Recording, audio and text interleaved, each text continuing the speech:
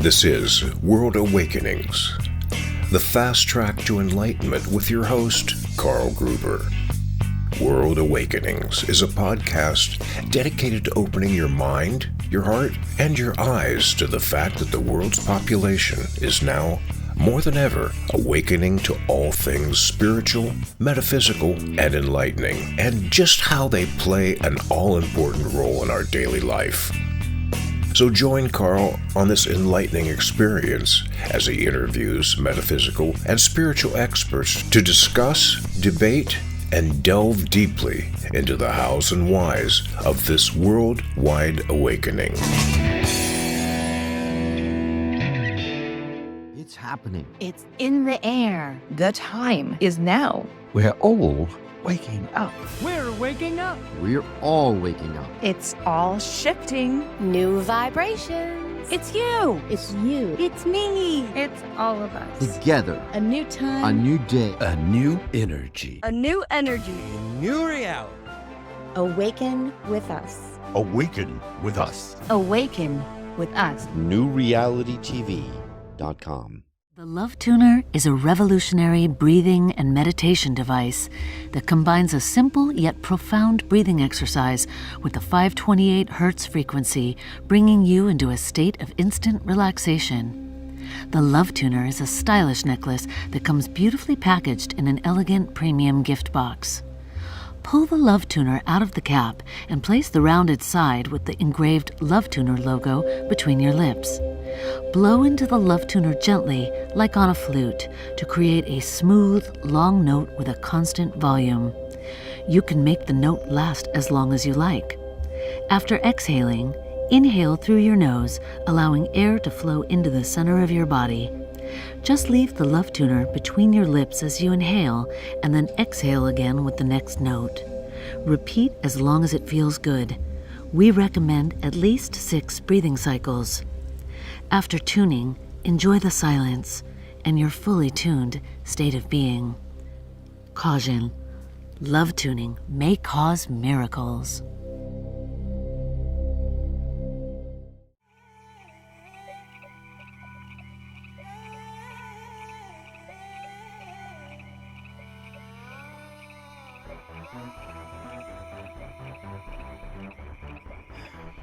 Hey, thank you, my friends, for joining us for another exciting and deeply insightful episode of World Awakenings, a fast track to enlightenment. I'm your host, Carl Gruber. Now, as always, the Modern Spiritual Guide, A Course in Miracles, is our main focus of the show, and today's guest is yet another wonderful teacher and purveyor of the Course. Now, before we head off to meet him, please know that you can always watch this show on YouTube, but now you can also watch it on New Reality TV.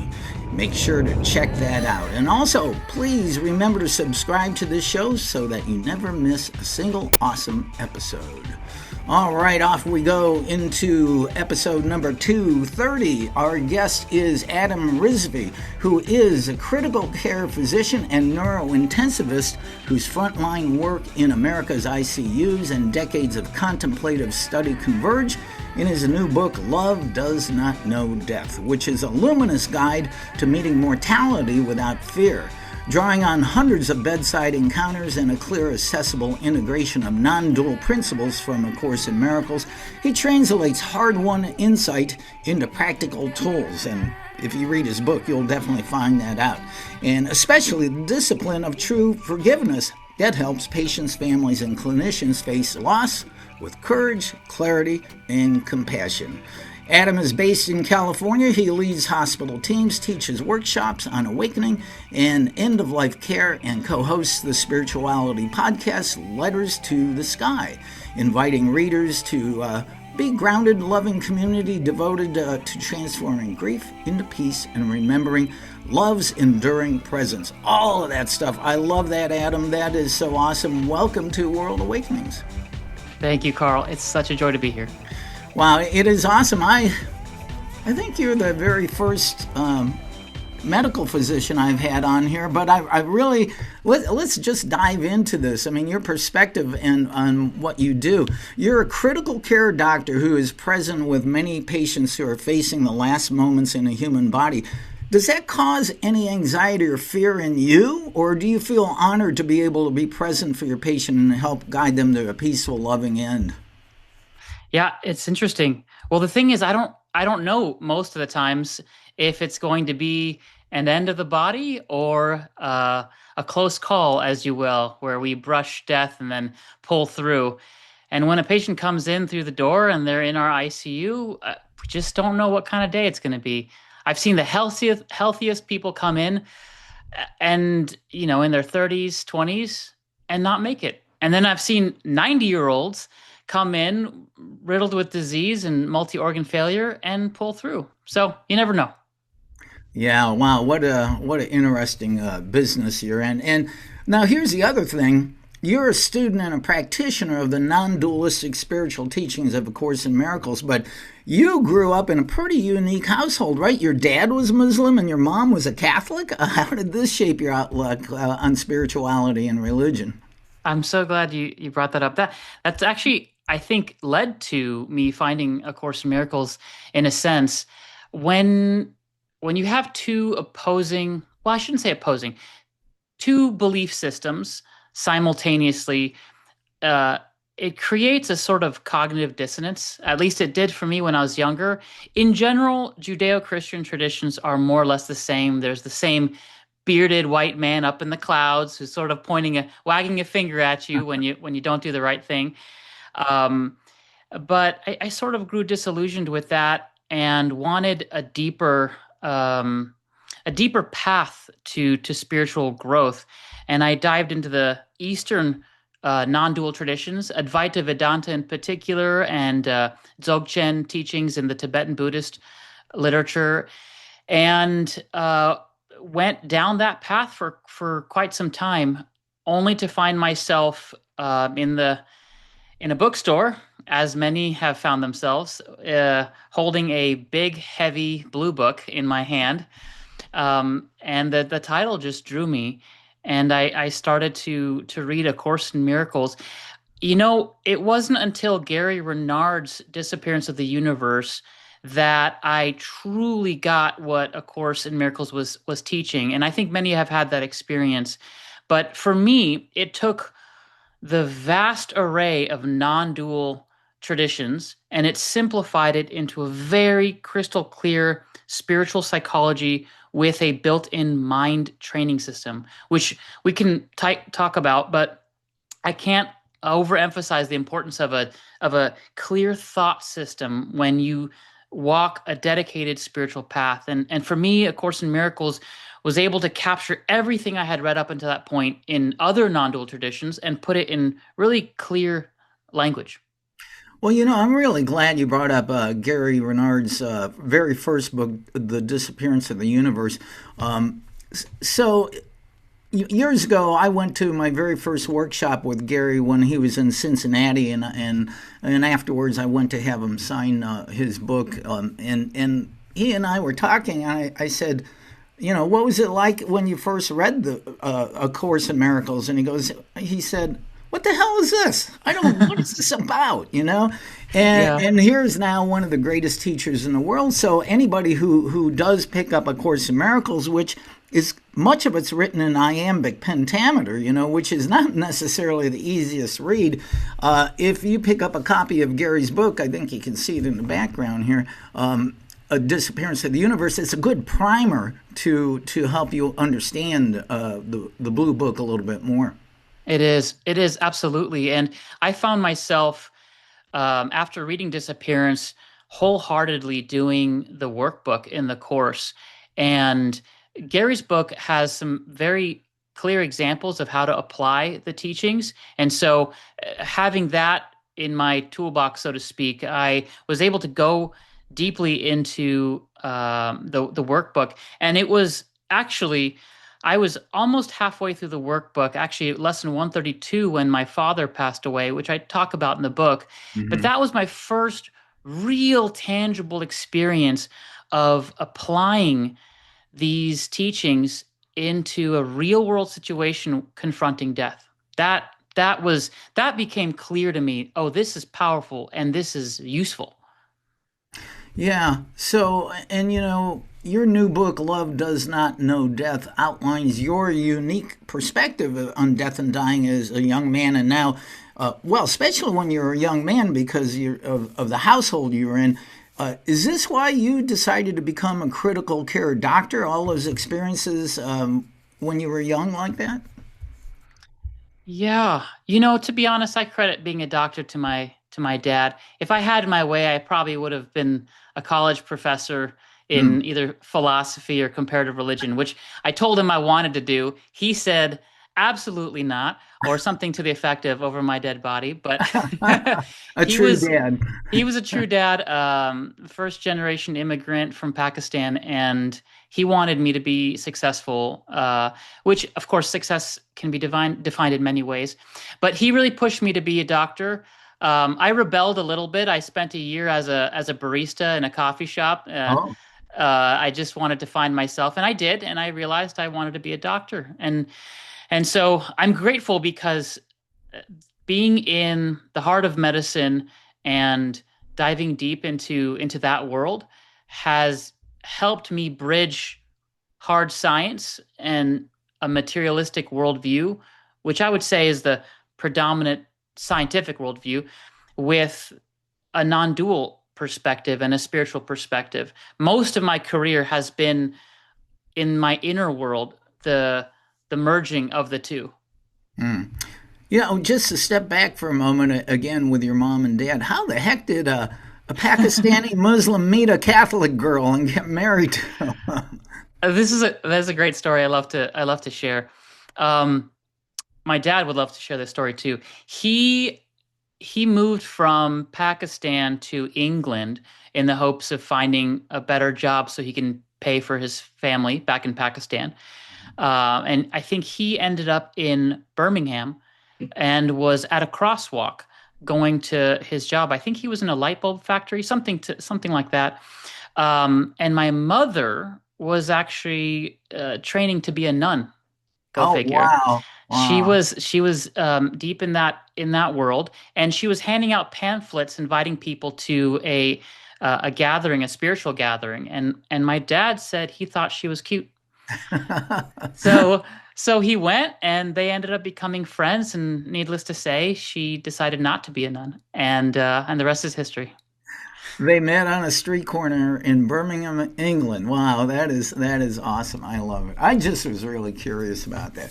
Well, so, I've been reading your book, Love Does Not Know Death, and you have a beautiful quote from A Course in Miracles at the beginning of chapter 3, which states, perfect love casts out fear. If fear exists, then there is not perfect love, but only perfect love exists. If there is fear, it produces a state that does not exist.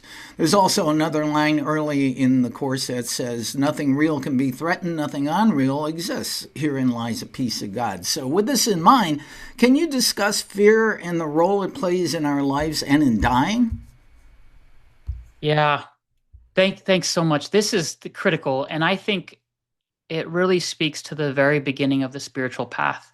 If you recall the now very famous interaction between Helen Schuckman and Bill Thetford, and Bill's impassioned plea to Helen of there must be another way, and Helen saying yes. And for me, every one of us has a moment in our life where that question comes up in some way, shape, or form.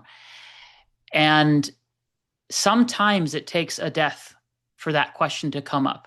Sometimes it takes the panic and the anxiety of facing one's own fear, or one's own death and the fear of death, or the death of a loved one, to ask that question.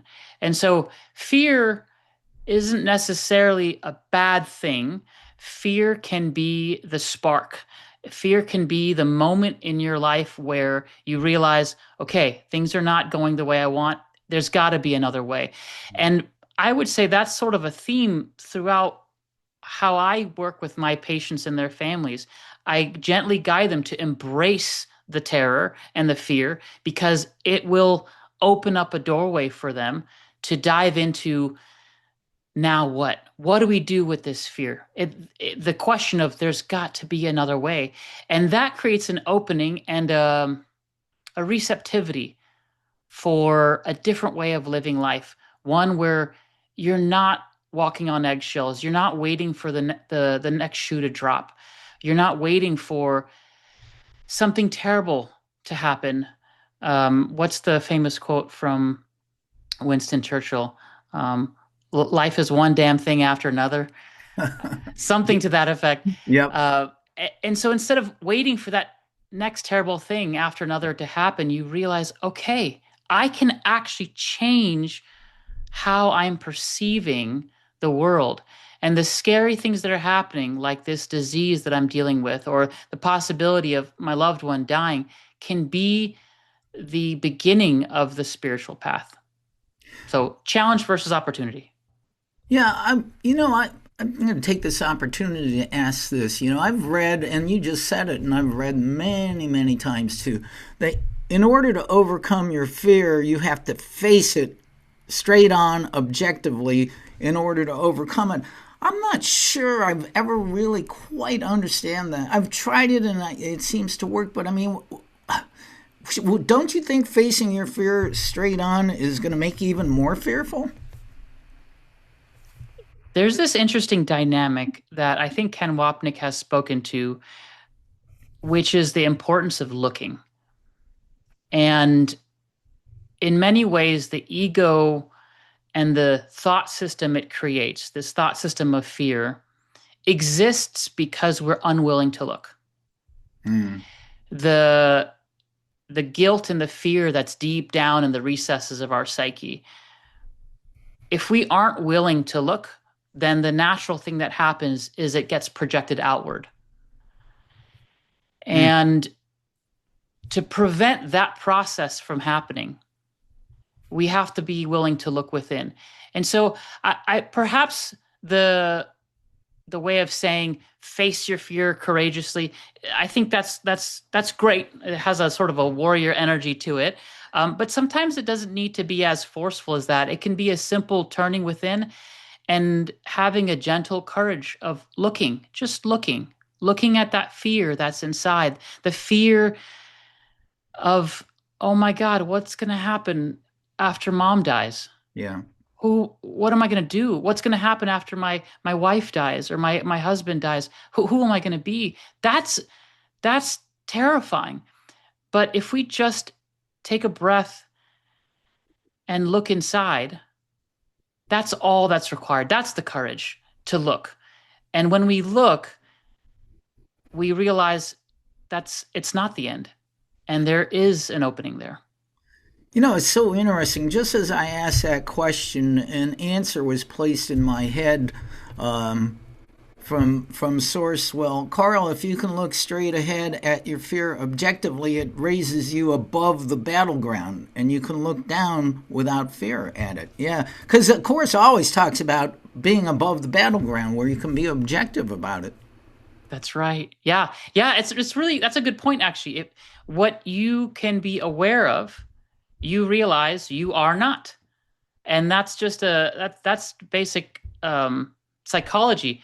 What you are conscious of, what you're aware of, you realize is an object in your awareness, and it's not who you are. So it's a great way to sort of step back and not get caught up in the thing that you're afraid of. It's so funny because I quickly was given the answer to my question. So, yeah. Well, another important aspect that we should talk about, fear is actually the opposite of love, not hate, right? Yeah. Those are the two major thought systems. And for those, well, let me backtrack a little bit. The book I intended to write for patients and their families, many of whom have no spiritual background, no metaphysical understanding, and maybe no exposure to things such as A Course in Miracles. So for those out there with little exposure to this world, we should just start by saying there's two basic thought systems in the mind. And one thought system is a fear-based thought system, which would have you feel and believe that you're separate, you're alone, you're detached, you're disconnected in a world that is cruel and unkind and unfair. The other thought system is a thought system of love, which would have you reframe everything and reperceive everything such that you really feel that there is only one and that you are loved and cared for and you're never alone and you're always with those who love you and you love those who are around you. It's a deep sense of interconnectedness and oneness. Those two thought systems are mutually exclusive. And I think fundamentally this spiritual path is the constant returning to a place where you choose between the two. Yeah, we always have that choice. The Course points out that fear is at the core of our ego's feelings of guilt that we separated ourselves from Source. Now, you point out in your book that Carl Jung called this the collective unconscious. Can you speak a bit more about that? Yeah, actually, one of Ken Wapnick's latest books, I think he never got a chance to finish it. If I remember correctly, his intention was to highlight that in many ways, A Course in Miracles was a culmination of the philosophies of Carl Jung and Sigmund Freud. Sigmund Freud famously outlining denial and projection, and that whole concept, the world being a projection of the tiny mad idea, the idea that something wrong happened, something terrible happened, and it's secretly my fault. But I don't want to admit it, so I'm going to place the blame outside of me. Combining that with Carl Jung, which you brought up, which states that there is a collective unconscious. This flies in the face of the materialist worldview, but essentially what the collective unconscious is the idea that there's only one mind. You, Carl, may feel like you're Carl's mind, and Adam here thinks he's Adam's mind, but really they're expressions of only one underlying mind, and that mind is the one dreamer. There's only one mind dreaming this whole world. Yeah. Great explanation on that. I thought maybe perhaps it might be good to point a couple things out, since I'm sure there's people here that don't even know anything about the Course. Now, you mentioned Helen Schuckman and Bill Thetford, who originally were the original scribes of A Course in Miracles back in, 75, I think, 1975. Right. And Ken Wapnick was right there as a friend of theirs and confidant, and he ended up being one of the greatest teachers in the world of the Course in Miracles. He passed away a number of years ago, but I just wanted to let people know that in case they didn't know who they were. Appreciate that. Yeah, thank you. Now, I also think it's important that if you can explain exactly what the term non-dualism means for those who are not familiar with it. Yeah, this is good. Well, without going deep into religion, metaphysics, and philosophy, non-dualism simply states that what you think is separation is just an illusion. There's only one. There's only one of us here. Now, you can take it further and talk about pure non-dualism, which the Course does. And that would go so far as to say that oneness, which we could say Source, we could say is God, is the only reality there is. There is no world of form and separation, of billions of people on trillions of planets in this universe, that all of that is an illusion, or another way that people say is it's all a dream. It's all a dream.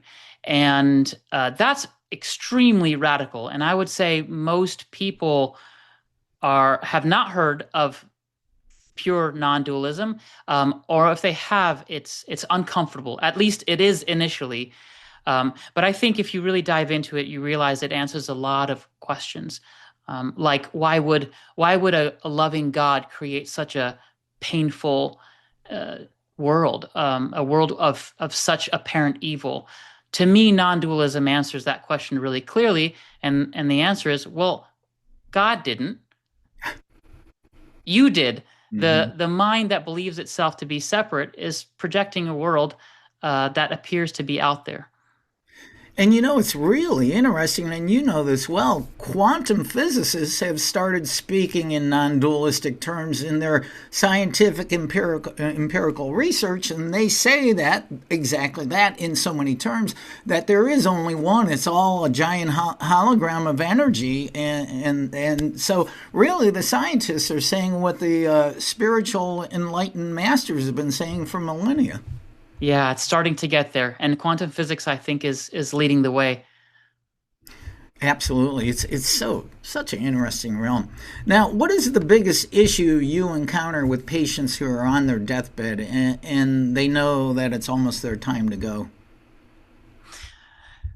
I would say, by far, the biggest struggle I see with patients on their deathbed and with family members who are by their side is the unwillingness to heal past hurts. And if there's one thing that readers take away from my book, and I hope it's this, that if someone around you is dying or you are dying, don't wait. Yeah. Don't wait to heal past grievances, past hurts. And for that matter, you don't have to be dying to heal the past grievances. Really, life is so short. I can't say that enough. I see the youngest people die, people that you would never think would be facing the end of their life. You don't know. You truly do not know when your time will come. So please don't wait to forgive. Don't wait to say, I'm sorry. Don't wait to let another person go. And what I tell families that are willing to listen, forgiveness has nothing to do with the other person. Forgiveness is a gift you give yourself. When you, there's this great quote at the very end of the course, which is, I'm not going to do it justice because I haven't memorized it, but it's essentially the voice of the course is asking, will you choose to be a savior of the world or remain in hell and hold your brothers there? When we judge someone, we are the ones staying in hell, and we're holding this image of our brother in there with us. But really, we're just hurting ourselves. And so when we are willing to forgive, it's a gift you're giving yourself because you are freeing yourself from the burden of judgment. I would say that is the single most important thing when facing death. Just be willing to let go. And I'm so glad you brought up forgiveness, because the Course talks about true forgiveness, which is nothing like the way the world practices forgiveness. I mean, the world says, I forgive you, but still they're, in your mind, you're up here and they're down here and they really did something bad. But, it's still sometimes that is a hard concept. Well, you have to forgive as if it didn't really happen. And that's a hard thing for some people to do. Yeah, it's extremely hard. It's probably the hardest thing there is to do is to make that transition from holding a grudge to letting it go and releasing it. There are so many different avenues internally that you can work with yourself to get there, to make that shift and transition. One of them we just talked about, which is recognize that when you forgive someone, it has nothing to do with them. You're not condoning their behavior. You're not condoning what they did to you or said or all that. Instead, you're giving yourself the permission to be free from that pain. That's one way to do it. Another way that I have found helpful is to recognize that someone's behavior is a product often of the traumas that they've gone through in the past, all the unhealed hurts, their childhood, their experiences. And they, just like us, are another ego mind that's projecting the blame outside of themselves. And in many ways, I've heard it said that the reflection of the oneness of heaven in this world is to see sameness everywhere. And so what I do is I see someone who's saying something mean about me, I say, oh, well, they're just the same as me. I get angry sometimes. I judge other people. I blame others. So do they. We're both the same. And in a similar way, we're also the same in that we both have a voice in our minds and in our hearts, a right-minded voice that tells us there's only love and there's no need to judge or blame. A voice that brings us back to that thought system of love. And in that sense, we're the same too. So that's a way to go about forgiving, is to see yourself as the same and recognize that they're behaving that way just because of all the terrible things that they've gone through. You know, in my own studies of illness and healing, I understand that people who have some type of grudge or unforgiveness, and it ends up being deep in your unconscious, it actually creates energetic blocks within your body, in your chakra system, which actually leads to physical maladies too. And if you can forgive, you're actually releasing some of those, and you could see yourself heal, right? Yeah, there's a lot of spontaneous healing that happens where physical maladies, cancer, various heart disease just vanish overnight. There's many, many cases of spontaneous remission. It's such a common thing that it's well known in medical literature. Interestingly, medical literature won't really acknowledge the underlying cause, but you and I both know, just as you said, when we really do healing work, we release all of that pent up, blocked, I guess, energy, if you will. I can't speak too much to what happens energetically with subtle anatomy. I don't know that much about it, but I do know that those sort of blockages will lead to disease. And if you forgive, all of that gets released and healed. You know, I'm a big fan of Lynn McTaggart in her book, The Power of Eight, in which she's done massive research on when 8 or more people come together, either live or virtually, and focus their healing intentions and prayers and thoughts and energies on a person, place, or thing, spontaneous healing does occur. And she's had documented healings. And the interesting thing is the people who are intending the healing actually get a rebound effect, and they receive healings too.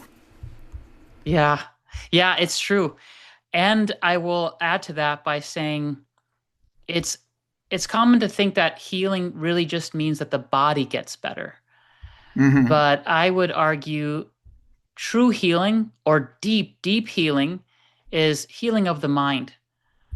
Healing of the mind, I think, is critical and primary. The body and what happens to it is sort of a pleasant side effect or after effect. Yeah. Well, and two, you're a medical doctor in the medical field. Many doctors simply practice on curing the symptom and not the source. That's right. It's unfortunate, but it's true. Yeah. And I think it sort of speaks to our modern Western, the medical philosophy these days sees the body as a complex machine that can be manipulated and changed. Most treatments in the modern Western world rely on pharmaceutical agents, which is to say drugs that will block a certain receptor or provide a certain compound, or surgical solutions where we cut open the body and we rearrange the body in some way or take out a portion of the body, without any acknowledgement that really, at least in a non-dual framework, the body is a symbol in the mind. And if the mind is transformed, then the symbol itself will transform. I have a feeling that how you see in practice, in your medical practice, you probably butt heads with some of your traditional medical colleagues. I don't talk about it too much. Probably smart. I keep my head down, and I still practice medicine exactly the same as all of my colleagues. If a patient needs a specific medication for diabetes, for example, or insulin, I don't say, hey, it's all in your mind, don't you know? No, I still give them insulin. I still coach them on eating healthy and cutting down carbs. And, the classic good, it's generally good advice to eat healthy and to live a healthy lifestyle.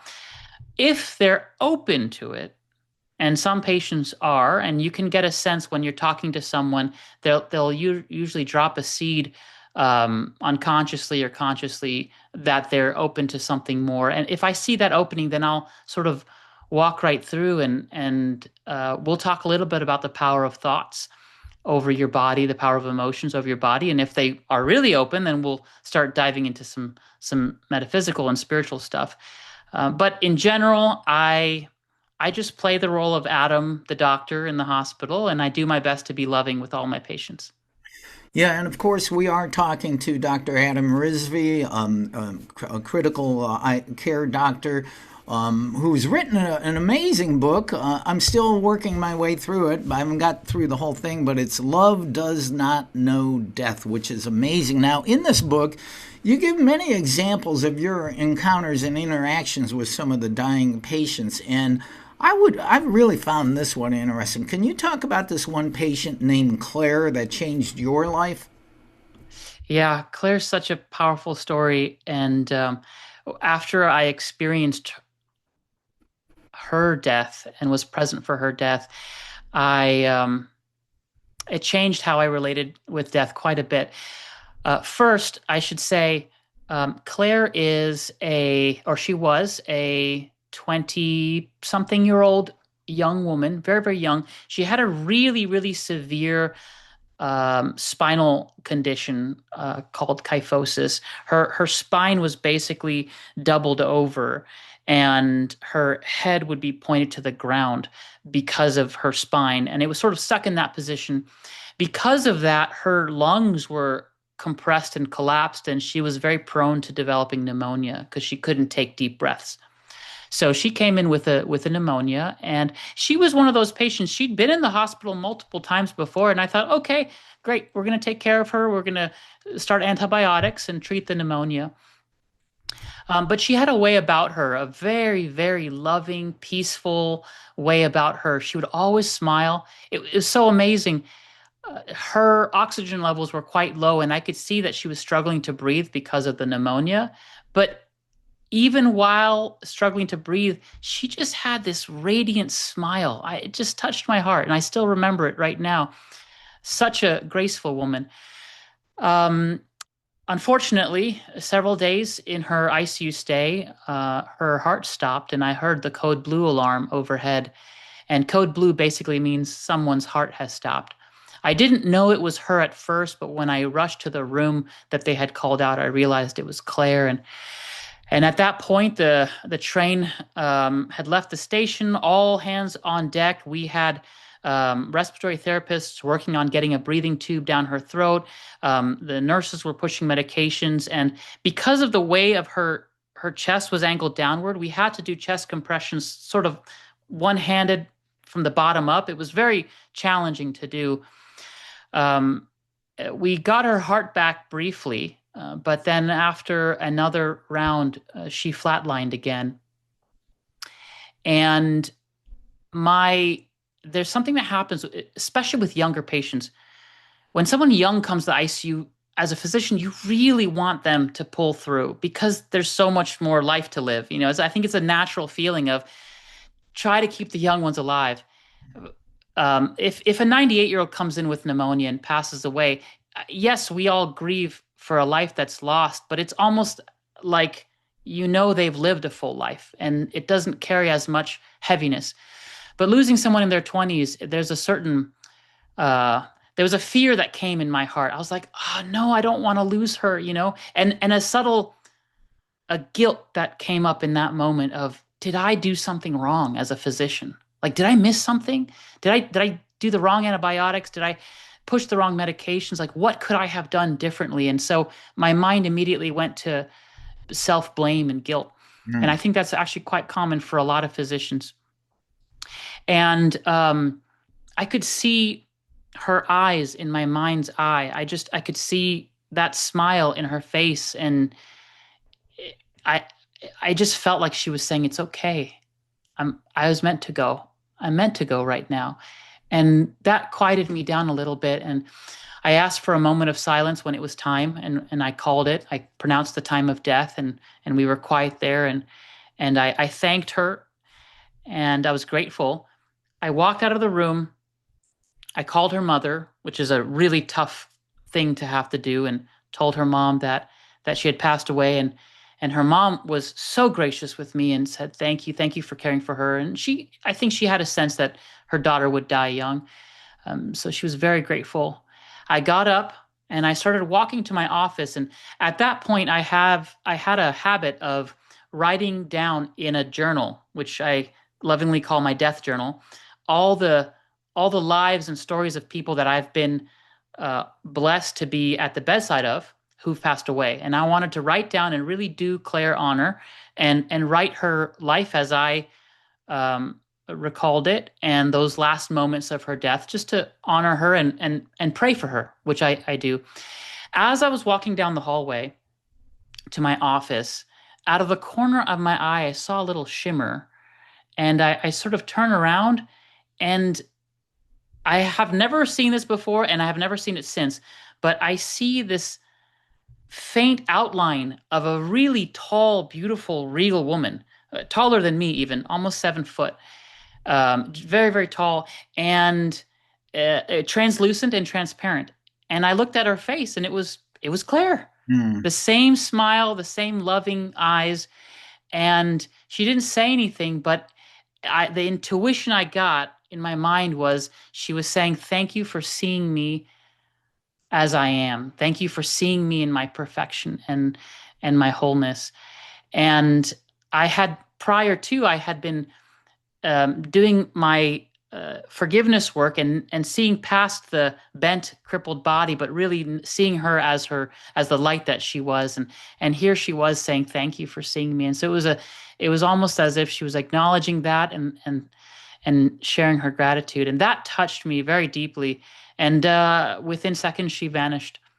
It was a very moving experience for me. And it taught me the importance of seeing someone not as they appear to be, but for who they really are. That light, that infinite expanse, that light that's one with Source and one with God. Each of us is that. Yeah, that is a absolutely beautiful story. So you actually saw her. She returned to her true, divine, holy self, and she made an appearance to you to let you know. Did. Wow. And that's only one of your experiences. So if you read his book, Love Does Not Know Death, you're going to find out some more there. Now, another thing I'd really like to talk about is A Course in Miracles talks about the call for love. What is it, and how does it play out in each of our lives? One of the things I love about A Course in Miracles is it simplifies a lot of the things we do as humans. And sometimes people will attack, and we talked about some of the underlying reasons for that. There's an inner hurt that they're projecting outward. And other times they're nice, and everything in between, the whole gamut and spectrum of human behavior. All that behavior can be boiled down into two general expressions. One is that either we are calling out for love, and that could be any form of attack, because if you look at that attack, what's really happening is someone saying, I'm scared, I'm lonely, I feel like I've done something wrong, I'm afraid, please love me. It's a call for love. If you really look deep down at the heart of every attack, it might not seem that way, and it takes a lot of skill to train your mind to go through the appearance of attack to the call for love. It's either a call for love or an expression of love. Someone will hug you, or it'll be a simple smile at the cashier register, or a loved one will give you a phone call after a long time. These are expressions of love. And the great thing is the appropriate response to both is love. If someone expresses love, you love them back. If someone calls for love, you love them. Now, I will say one thing.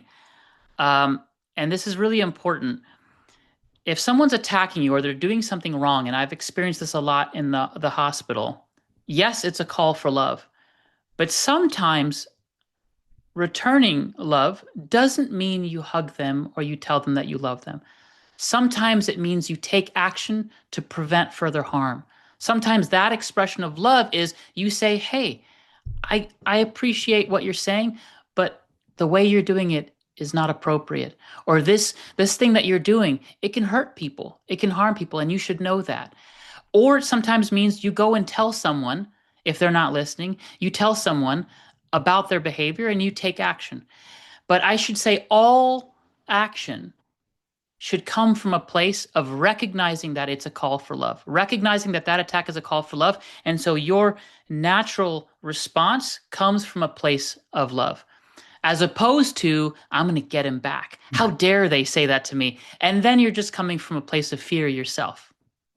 You know, in our 3D egoic world, which is the main consciousness, most people would think that's a really foreign concept. Wait, he punched me or she called me a bitch, and that's a call for love? Are you kidding me? But if you can retrain your mind, you know, in right-mindedness of what we're talking about, the principles of non-dualism from A Course in Miracles, yes, you can do that. Yeah, and that's the key. The key of non-dualism. I know it's sort of some people can get caught up with the term non-duality or non-dualism, but really what it's saying is you and the other person are one. Mm-hmm. And if you attack them, who are you attacking, if not yourself? And what would be the natural thing to do to yourself is to love yourself. That would change the world if we really, really saw that the other person that's attacking us was an aspect of ourselves. It would change the dynamics of most relationships. Yeah. You know, we turn off the nightly news and you say, well, okay, that war over there was a call for love. You know, really, what we're talking about, it is true. It is the truth. Yeah, it's really hard. That's why I would say this sort of spirituality is not for the faint of heart. Or as Gary Renard always says, it's a radical concept. It really is, compared to what the world knows. Yeah. So since you're a medical doctor, one thing that it seems to me that many people complain about the Course attitude and handling many doctors have, or some people call it lack of a bedside manner. What advice do you have to your fellow physicians? That's a great question. I love that. Two things that come to mind first. Always sit down when you can. If your patient's in a bed, which most of the time they are in a hospital, or they're in a chair, sitting down tells them, through nonverbal language, tells them, I'm sitting down and I'm going to spend time with you. I'm not in a rush. You are the only thing that matters to me right now. That's number one. And it gets you at eye level. So you're not hovering over them. There's no implied power dynamic. It's you and them, two human beings sitting with each other. And the second thing I would say is don't talk so much. Allow a little silence or a lot of silence. Let the patient tell you what's really wrong with them. I'll give you an example. I had a patient who just yesterday, actually, who came in. She was complaining that both her legs were really heavy and she had numbness in her left hand and a headache. Now, I practice as a neurologist as well, and I know that those symptoms don't necessarily match up to a particular area in the body. And so I was initially suspicious, okay, maybe there's something else going on here. But we did the MRI scan of her brain. There was no stroke. We took a look at her spine. I took a look at her nerves. All of it was normal. So I sat down with her and I said, tell me what happened. And so she told me the story of when she noticed her legs were acting funny and her fingers. And I asked her, what else is going on? Tell me about your life. Tell me what's happening. And then she started crying. And she said, my daughter is 17. She's leaving home. I'm going to be alone. She's going off and doing her own thing. And it was so distressing for her because her and her daughter were so close. And she feels like her daughter was abandoning her. And she cried and she cried and she cried. And she's like, I just I just didn't know what to do. And I just feel like I wanted my daughter to be with me. And in a way, this was her call for love. She didn't want her daughter to leave. So she unconsciously put herself in the hospital so her daughter had to stay and be with her. And in the end, I got her to I just listened. I listened. I did very little talking, and then she herself shared, I think I'm just afraid, but it's time for me to let my daughter go. And I don't need to hold on to her. And that's what the visit was about. Her hospital stay was to recognize the need that she needed to let her daughter go, and that she could still love her daughter and her daughter still would love her, and nothing would change in their relationship. And that's what she got. It'll be interesting to see if her physical problems go away now. They did, actually. Wow. They had Wow. already gone away by the time we were talking in the conversation. She said Wow. her legs got improved, and her numbness had disappeared.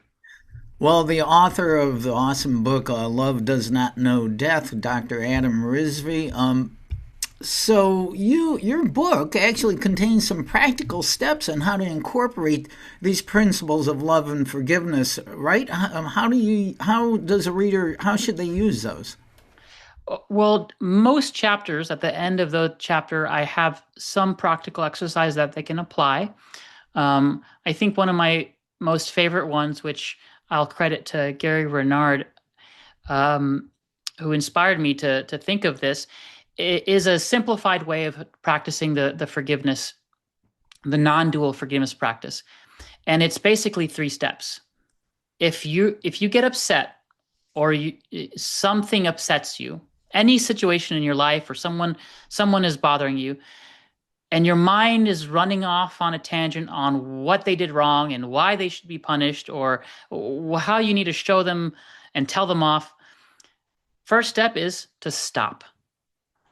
Stop the train of thought. Tell yourself, no, I'm not going to go down that path. I've done it so many times. I've gone down that path before.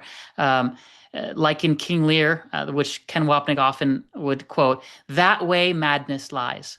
You already know what that path leads you to. You know where it goes. It goes to pain and suffering and more blame and more judgment. So recognize that, no, you're not going to go down that path anymore. Just stop. Stop is the first step. The second step is switch. Switch the teacher you're listening to. You have a teacher of the wrong mind, your ego, that's telling you other people are to blame, or someone is to blame, and something wrong has happened and it needs to be addressed somehow, okay? That's your ego. The right mind is saying, no, everything is okay. Everything is a call for love. It's the thought system of love that it guides you towards. So you switch. You decide to switch teachers. And the third step is to see. To see like your inner guide would see. To see truth. To see love in all situations. And then to see sameness. And remember, we sort of talked about that. In this world, the reflection of the oneness of God, the oneness of Source, is to see sameness. So see as your inner guide would see as love would see. So the 3 steps are stop, switch, and see. Just beautiful stuff. So, well, we're going to wind up here in a minute or two, but one of my favorite books, and one of the most popular books ever, The 7 Principles of Highly Successful People by Dr. Stephen Covey.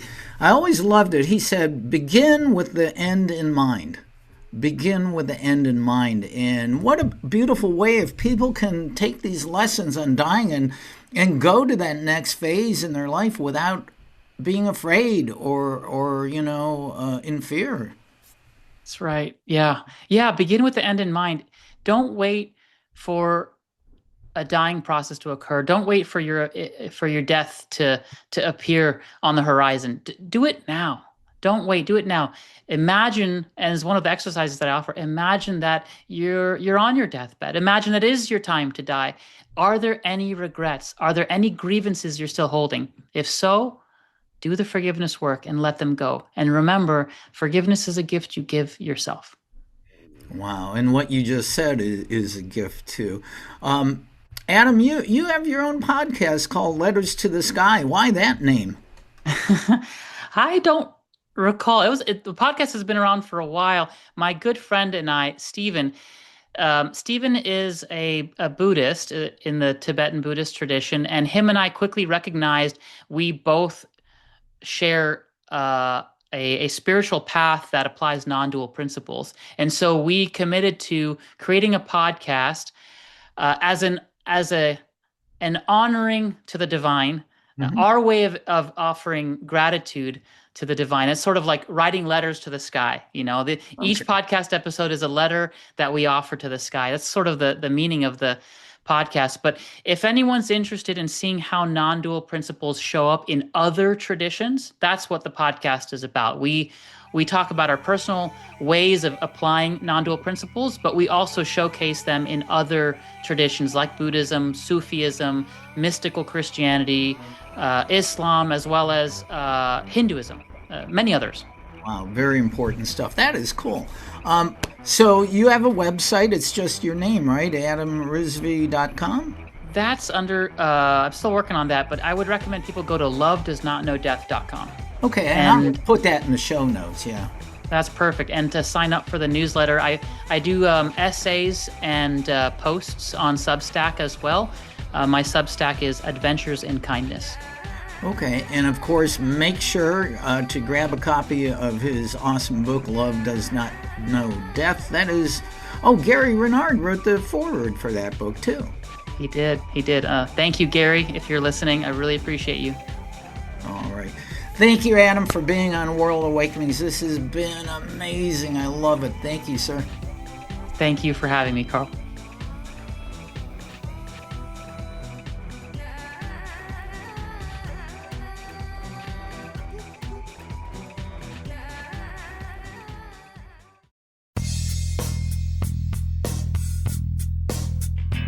This has been another episode of World Awakenings, the fast track to enlightenment with host Carl Gruber, a certified law of attraction life coach. We welcome you to tune in to each and every episode of World Awakenings as we open your mind, your heart, and your eyes to the fact that the world's population is now, more than ever, awakening to the truth of all things spiritual, metaphysical, and enlightening, and just how much they play an all-important role in our moment-to-moment daily life. Much love and light to you, my friend, and thank you for tuning into World Awakenings.